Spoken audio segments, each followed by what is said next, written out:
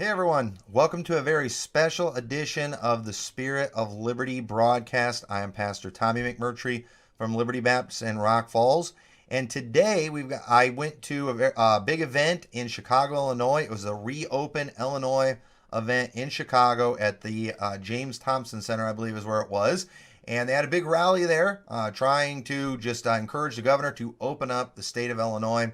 And I've seen a lot of news reports on a lot of events like these that have happened all over the country. And I have felt like, just from watching these things, that it didn't seem like these events were what I would expect. But I figured it was probably because the news media was not accurately representing these things, because they don't typically do that. The news media has been all for the lockdown 100%. So I wanted to go, and they're acting like, too, these are just kind of almost like white supremacists, Confederate flag waving, just pro-Trump, events. And I wanted to see if it was really like that. But folks, there were people from about every background you can imagine. I talked to Democrats, I talked to Republicans, there were a lot of pro-Trump people there. I won't say that, but one thing they all have in common, they want the state open. Now, there was a counter-protest there too. I even talked to some of them, and those are some interesting interviews right there. But just understand, when you watch these, all right, those of you that know me, you listen to my preaching, you know I have very strong positions on a lot of different things, but I went there really to do the job of the news media, since I never see them doing it. And from the coverage I've seen so far, it's appearing that they did not do their job again. And so I wanted to just make sure that it was accurately represented. And so I talked a little bit to everybody. I didn't go there to argue with them. I talked to a homo nurse. I talked to some Democrats. I talked to a bar owner. I talked to somebody that was on drugs for sure. I mean, I was talking to anybody that would talk with me just to see what they have to say, get some really good footage. And, I talked to several pastors from other religions. This was not an event where I was going to go straighten everybody out. I wanted to go see what people think and how this lockdown is affecting people. So that's what this video is. So make sure you watch it. You're going to enjoy it. I had some real good interviews. I had an interview with Mark Curran, who's actually running for U.S. Senate for the state of Illinois. And I also had a really good conversation with Pastor Steve Castle from Beloved Church in Lena, Illinois. Now, he's the one that single-handedly got the governor today to change his executive order. He filed a lawsuit against the governor, and the governor changed his executive order to where they are allowing drive-in services now in Illinois, or 10 or less people. Now, that's a long way from where we need to be, but it's a step in the right direction, and it was really the result of the actions of one pastor. So I appreciate him doing that. I think that was a blessing. And so anyway, I make sure you watch all of this, and I guarantee you're going to enjoy it. Some great folks we talked to, along with some real weirdos. And I went there to just try to get the information out as unbiased as possible. So I guarantee you're going to enjoy this. So watch this very special edition of the Spirit of Liberty broadcast. We got a couple ladies here with Jesus Save shirts, so that, of course, got my attention. They're fellow Baptists, so appreciate them coming out today. So what made you all want to come out here today? Freedom. Freedom. You guys like freedom? You like liberty, huh? Yeah, So, it's America. how has this shutdown affected you all? Has it affected you in any way? You guys have had Close down churches. church? You can't go in stores unless you have a mask on. Social distancing. So what do you think about him telling all you ladies you have to wear a mask? Are we Muslim now or something? Yeah. Pretty much. Tyranny. Where's all the feminists standing up against women having to wear masks right now? Silent. Good question. Yeah, they're That's what I know. afraid. Okay. Well, hey, I appreciate y'all coming out here and letting your voice be heard.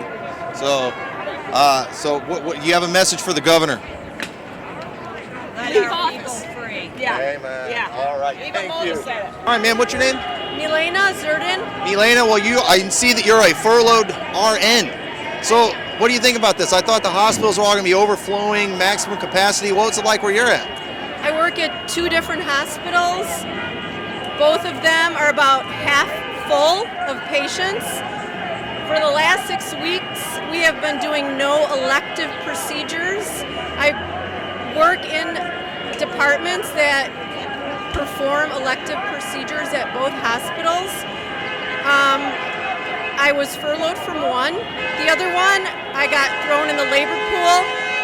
I was happy to work on a COVID floor. I took care of COVID patients for a month, and now they don't need me anymore because our volumes, COVID patients are going home. We're half full.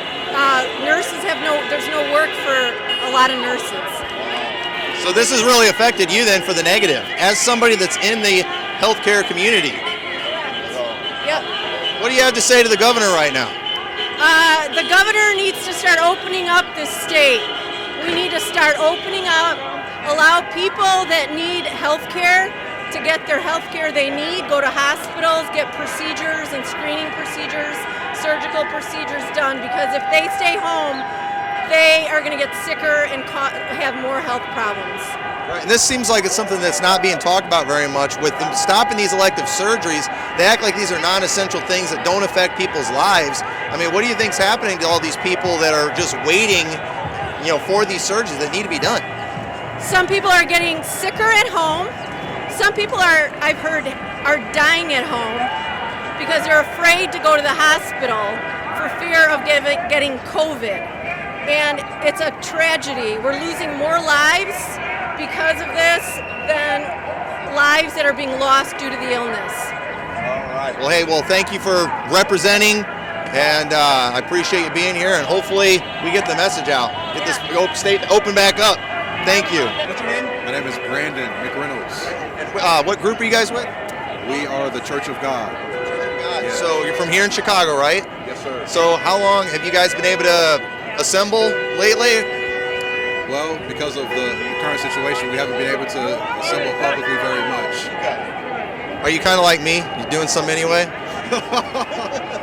Yes, sir. Amen. Well, all right, well, good. I like that. Well, hey, I appreciate you guys coming here. So how is this affecting all of you? What do you think about all this? So it's affecting us because some of our men who are supporting their families have not been able to work because of this. We haven't been able to come out and gather in public and reach out to the community, which we do a lot of, like outreach and stuff like that. And then there's the basic things. We like to go out and eat, go to restaurants and stuff like that. We haven't been able to go to our favorite restaurants lately either. So you just like enjoying yourself, having a little bit of freedom, and okay. Do you know anybody that's sick right now? Have you had anybody in your church that you know of that's had this disease? So no one in my church has had the COVID-19 or anything like that. Okay. Now I got to ask, because I'm seeing a lot of people from your group here. Now, before I came out here, one of the reasons I wanted to come here is from the news coverage I've been seeing, they've been making out a lot of these protests to be like these white supremacist, just pro-Trump rallies. And I noticed, you got some diversity with you here. So this isn't just a white supremacist thing to you guys. People just want to get sick. That's right. We're careful with just pointing fingers at different nationalities and stuff like that. This is a problem that is affecting the entire human family. We don't believe in separation of genders, races, nationalities, etc. We believe everybody should come together, and this problem is affecting all of us as a whole. Hey, I appreciate you guys coming and representing your church and part of the city, and it means a lot. I think it's a good thing. Hopefully we can get the word to the governor. Do you have any message for the governor? I would like the governor to know that we love you and we appreciate your labors. We appreciate your leadership. However, this is a time for the human family to come together. This is not a time to separate. Hey, thank you so much. I appreciate it. We've got another protester here now. Are you for or against the lockdown? Judging on how you're dressed, I'm assuming you're for the lockdown. I just think Howie Mandel's been right all along, and this is the new normal. You think this is do you like this new normal? Do I have a choice? I don't know. That's what we're trying to find out. I would hope people have a choice, but this is my choice. All right. Well, hey, we support your choice, and yeah. I support yours. All right. Thank you very much. So we're here for the big protest. I see you guys are representing the other side. You think we ought to be staying home? You don't think we're ready to open? Why is that? There are so many people in the hospital right now really, really sick. I'm a pediatric and ER nurse for the last 17 years. Okay. My hospital is full. Other smaller hospitals are getting full, and no one is ready yet. Every night I take care of patients that cannot breathe. that are dying. My nurses are dying. My staff is dying. We are not ready yet. Now, there's some nurses that are here that are talking about being furloughed that are like for the elective surgeries and things. What do you think about them shutting down elective surgeries and some of the other healthcare needs? Right now, it's overflowing. Right now, we're not ready yet to go there yet. So what hospital are you in? You here in Chicago? Yes, I'm in Chicago. I see you have the Pride fan there. So what does Pride have to do with this situation? I'm an out, gay, proud, gay nurse. And I will always be out and proud. In the middle of all of this, I show my pride. Okay. So are you here more for the Pride thing or more for the health? For the health. So what do you think about like the health disparities in the LGBT community and all the problems they're having? Yes. Isn't it always bad there, though? From what I understand, that they're at far greater risk of a lot of different diseases and everything. Do you think it's the government's responsibility to take care of them? As in what do you mean of more diseases? Just as far as like STDs, AIDS, HIV, things like that. So is everything else. And everything else. Has nothing to do with that right now. Has nothing to do with the lifestyle or anything like that? No. Well, why do you think the percentages are so much higher there? Because the disparities of access to healthcare. Because they don't have access to healthcare? Okay. Okay, we're joined here with Josh Ellis. This is the man that helped organize this event. All right, hang on a second. All right, he's the one that organized this event. So what do you think so far? Well, we haven't even started yet. We're still 10 minutes from start time, and there's, I don't know, maybe 400 people here already. So, and the stream of cars is incredible. It's just nonstop honking. It's a continuous line. It hasn't ended for, I don't know, a half hour now? Something like that. So, yeah, I mean, this is fantastic. I think it's a strong showing of Americans out here saying that we need to be responsible for our own health. Right. You think we're capable of doing that? You sure we don't need the government to tell us every little thing to do? No, not at all. And that's the thing. We've been responsible for this from the beginning. The Revolutionary War had a smallpox outbreak in the middle of it. They didn't forget to add a clause on the virus in the Constitution. That's not how it went. Well, man, I appreciate you organizing this, and I'm hoping the one in Springfield's going well too. Josh Jackson's actually on his way out there now. He texted me a little bit ago. Darren Bailey's already going to be speaking out there. So, yeah, that one's going to be amazing. All right. Well, hey, do you have a final message for our governor? You don't have the power. We do. So we're taking it back. That's the end of the story. Thank you. All right. Thank you so much. All right.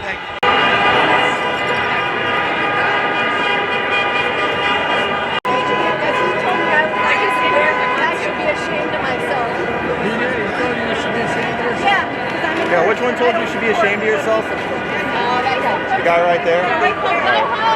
He said I should be ashamed of myself. All right, hey, put it on the mic. You're going to be the secretary. Is this your son? This is my son. Totally. That's our risk. You look really young though, too. Thank you. How old do you think I am? Brothers, all right. 39. Close.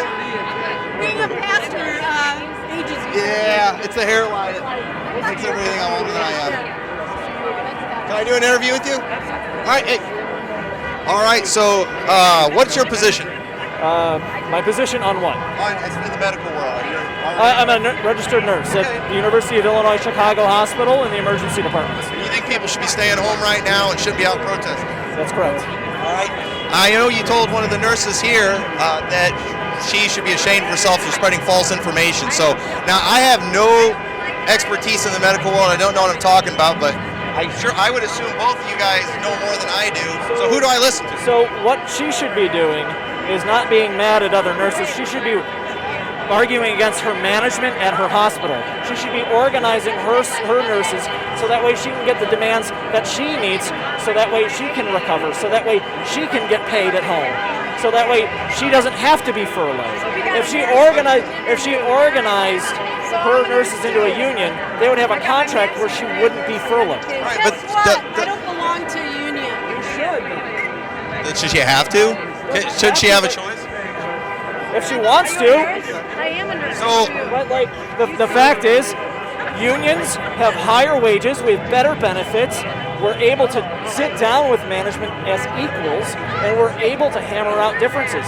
So none of my nurses at any INA hospital is furloughed right now because we all have strong contracts and we stand up for one another. Okay. So the question is then, so you don't like her protesting, spreading the false information, right? You said that was what you needed to be ashamed of, the misinformation. So again, how do I know which information? I got two RNs telling me opposite things. We should be listening to science right now. The same science that told us we were going to... Also, we have no indication that she actually is an RN. So I don't know. She says she's an RN. Where do you work? I work at two hospitals, Loyola and Elmhurst Hospital. I work in the cardiographics department. Cardiographics department? Yeah, correct. I assist cardiologists with transesophageal echoes all day long. Great. What would your And what coworkers do you think do about? at UIC? What would your coworkers think about you being here? I don't really care what my coworkers think because I have a right as an American to be here. So, all right, you're done? All right, well, hey, I appreciate it. All right, thank And you. I would hope you would agree. Oh, you're done. Well, hey, it's good to talk to you. What's your name? My name is Pastor Art Ellingson from Arlington Heights. All right. You said you're part of the Tea Party, right? I'm the founder of the Arlington Heights Tea Party. Excellent. So, what motivated you to come out here today? The whole state is going to hell in a handbasket, and the best thing medical doctors tell us to do is to reopen the state and get what they call herd immunity. For example, one of the medical doctors I know quite well has told me, Art, this isn't official, but I don't think anybody in Illinois has died who's under 30 years of age. They're all old people. I know 3 people that died from this. One is one of my high school classmates. He was in the hospital twice with pneumonia between January and February of this year. And then he went back into the hospital again with COVID-19. And then I know 2 people from my old Lutheran church, 92 years old, husband, wife. They died 36 hours apart. But there are no young people dying from this. And the CDC is telling people to code COVID-19 on the death certificate, even though they've never run a COVID-19 test. So medical doctors have told me we think at least 50% of the people who are reportedly dying from COVID-19 didn't have it. And about 40% had it, but that didn't kill them. It was the other thing that killed them.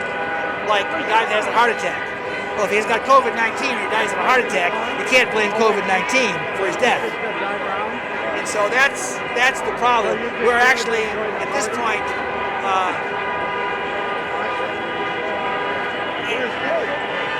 prolonging, making the virus worse by not reopening the state. The schools have got to be open. Again, no kids don't die from this. Senator Rand Paul was diagnosed with this. He had no symptoms. He stayed home for 2 weeks. He had no symptoms, but he's a young, healthy guy, probably about your age. So I see that you're a Vietnam veteran. So as a veteran, what do you think about the seizure of freedoms right now? I am absolutely appalled by what's going on. J.B. Pritzker is not a patriot. He is a tax cheater.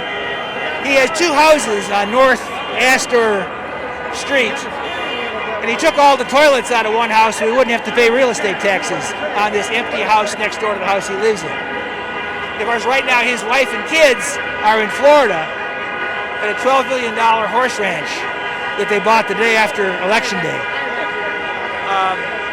Why isn't his wife here with him? I mean, if I owned a $12 million ranch in Florida, I'd be in Florida too, actually, but I don't blame her. But, if he's making the rest of us suffer, why isn't his wife with us? I guess us poor, normal commoners will just never understand what it's like to be the rich elite. That is true.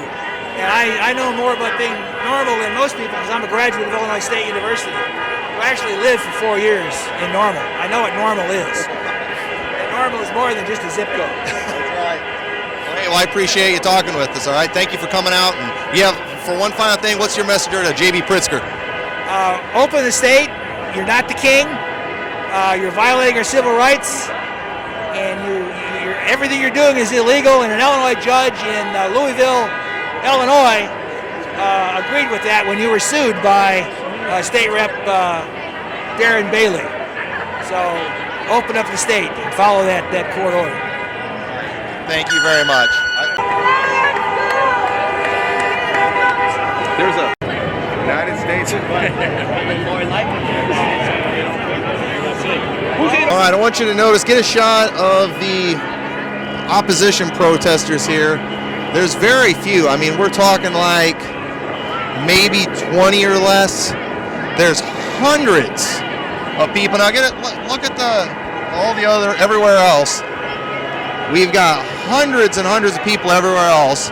Cars are all driving by, all the honking. This is all in solidarity with our cause.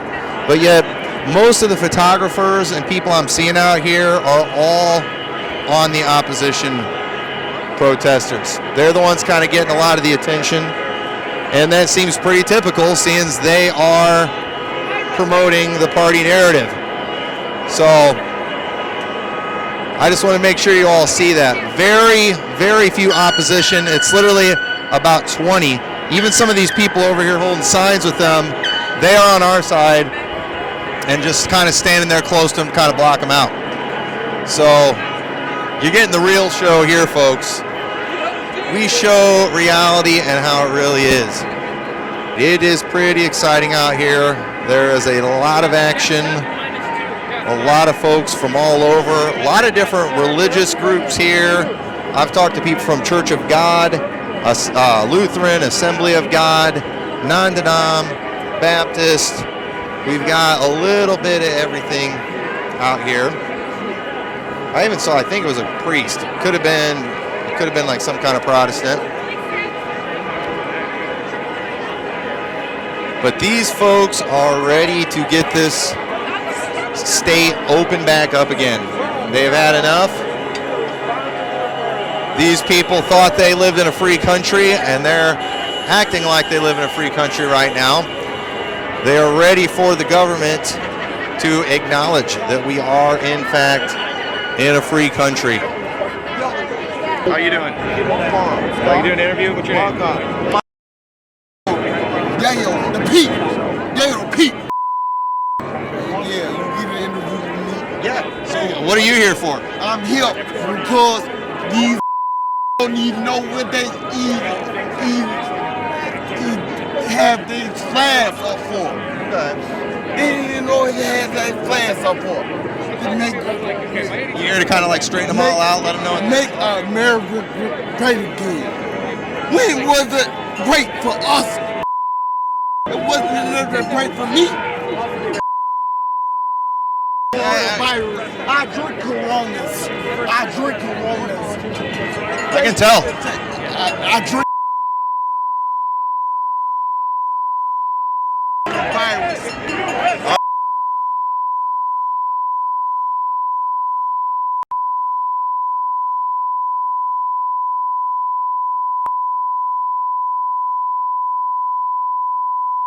All right, well, I appreciate the interview.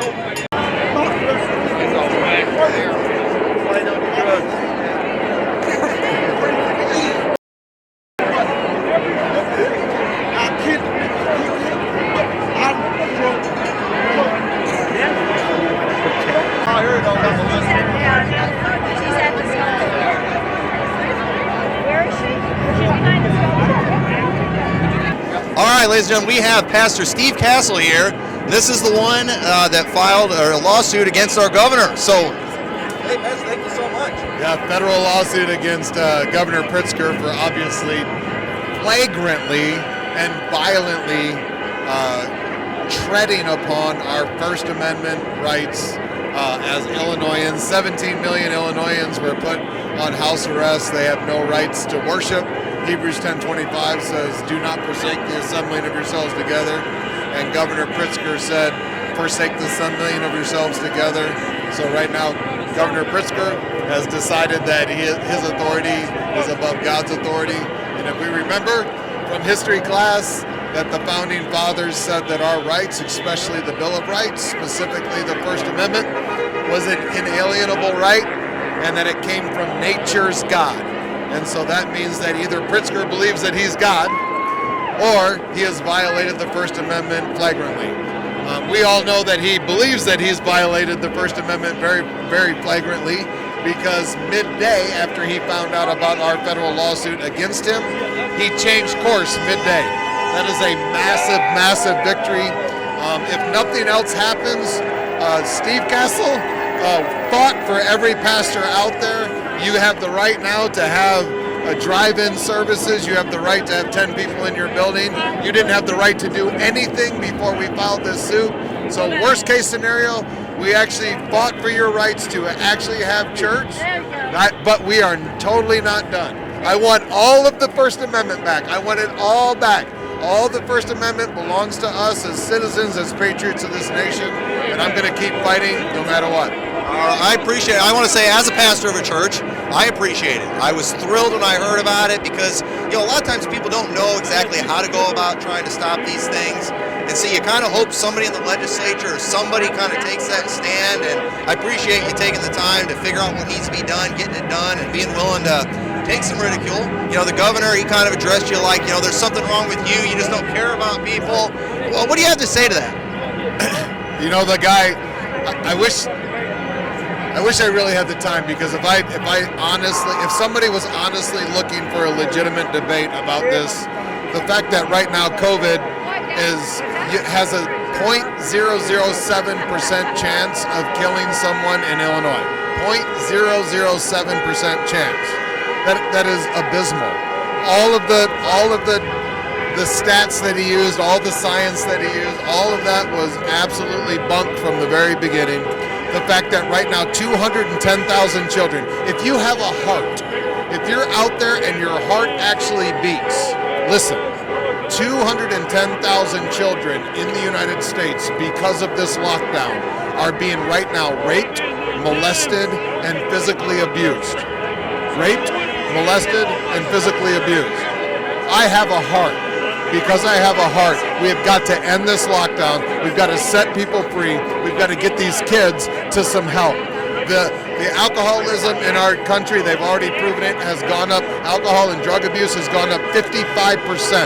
55% more people right now are in alcoholism and drug abuse addiction because of what this has done. The stats, I could do this all day. What is going on right now because of this lockdown is killing more people, probably 10 times more people than anything that COVID could do. This has never been about COVID. This has been about control and death. And we have got to fight against it. If you call yourself a Christian out there right now, you should be livid that your government has taken away your rights to get into people's lives, to get the gospel physically into people's lives, to cry with those that cry, to rejoice with those that rejoice, to lay hands on the sick and see them recover. This should be a deep driving passion on the inside of you if you call yourself a person of God. So you're going to be open Sunday, right? That's what I heard on the radio. I can tell you this. The only thing I'm allowed to legally say right now, by my amazing law, I got to say this. If you believe in what we're doing, if you're out there and you're a patriot and you're an honest, believing Christian and you believe in what we're doing, then please go and support the Thomas More Society, because they have been doing an incredible job of representing us. They are some of the most amazing, incredible people that I've ever heard. I will never tell another lawyer joke the rest of my life, because I met some really amazing, wonderful people. So go support the Thomas More Society. So here's what I'm allowed to say. Steve Castle on Sunday morning at 9:30 in Lena at Beloved Church is going to be standing in his pulpit. I'm going to be under the anointing of God. I'm going to preach what the Father has in my heart. And I don't know exactly what's going to go down. I don't know exactly how that's going to break out. But here's what I'm going to tell you. I'm going to be preaching the gospel. And I can't tell people to stay away. It's a free country. Kinda. It's a kind of free country. So I'm just telling you, I'm going to be preaching. Right now I don't know exactly what the context is going to look like, but I will be in my pulpit preaching my heart out like I do on every Sunday morning. Well, hey, we will be at our church praying for you that day. Amen. I receive it. I covet your prayer. God bless you. Thank you. Thank you so much. This is Joe Davern, and you're a small business owner. So how are you coping through this whole thing? Well, for the first couple of weeks, we did a lot of cleaning, a lot of remodeling. Obviously, we were closed. So we did as much as we could with no money. The paint that I had laying around, got everything clean, disinfected. Now we're putting things back together. I mean, we're ready to open. We've lost everything, and I still am paying every bill. I'm paying my mortgage, I'm paying my insurance, I am paying everything. And nobody's giving me a break, you know, and I don't want to fall behind either, so that's my problem. I honestly believe this is against the President of the United States. I mean, whether you like him or not, and it doesn't matter what I agree, they're doing this just because, despite this president. If we weren't a Democratic city, Illinois, we would be open, at least starting to open. We have no plans of opening. Anything to make this guy look bad is what they're doing. And that's just my opinion. And like I say, I would open and follow all the rules of everything. But we need to open. I mean, I don't have another month of money. You know, nobody's saying, hey, Joe, don't worry about it. Don't pay your insurance. You know, I'm still paying all my insurance. I'm still paying my mortgage. I'm still paying. It's just a bad situation for everybody. It's ridiculous. I appreciate you coming out here representing. What's your message to the governor?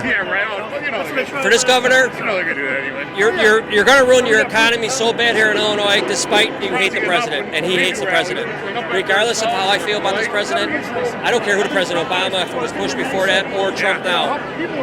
He's doing this despite the president, okay? The numbers are not with him, okay? I mean, the people that are getting sick, God forbid, we don't want to see one person get sick. It's not matching what he's doing. So it's okay. None of the towns are. It's just, you know, you see California, it seems like all the Democratic governors. I've been a Democrat my whole life. I have. Until this president. I honestly believe in Trump. Well, I appreciate it. All right, what's your name again? Dave Eberts. Dave Eberts. All right, you're pastor of what church? I'm a children's pastor at Cross Point Church in Lockport. All right, so what brings you out here today? With your Bible? Yeah. Well, America's such a tipping point right now, division, and I wanted to be here to represent God and bring God with prayer. We had a prayer before everything started, and it's just trying to remember that Jesus Christ was nailed to a cross with his right, with his left split apart. We need to be in the middle where he's at and not worry about right versus left. And in this day and age, there's a happy middle. Yeah, we should reopen, but we also should do so with wisdom because there are people suffering, there are people who are sick. So we need to take all things into consideration and be in the middle where Christ is. And that's what's important to me, is to represent Christ and be in the middle where he is. So do you feel like that as pastors, we have the ability to figure out what's safe for our congregations, or do we need the government to do it for us? I think that we as pastors, you as a pastor, we have a connection to the great physician. He can guide us to what's best for our congregants. There was a church in Tampa. They followed all the social distancing policies, and still the pastor got arrested. So we need to focus on God, do what's right, and just meet, but meet carefully. Our church is an older congregation, so we would do things differently than a younger church would. And that's wisdom, that's not fear. But right now I think that we're afraid as a church in many areas, and I'd love to see the church stop being afraid and be the light that draws people to God. Thank you very much. I appreciate it. God bless you. All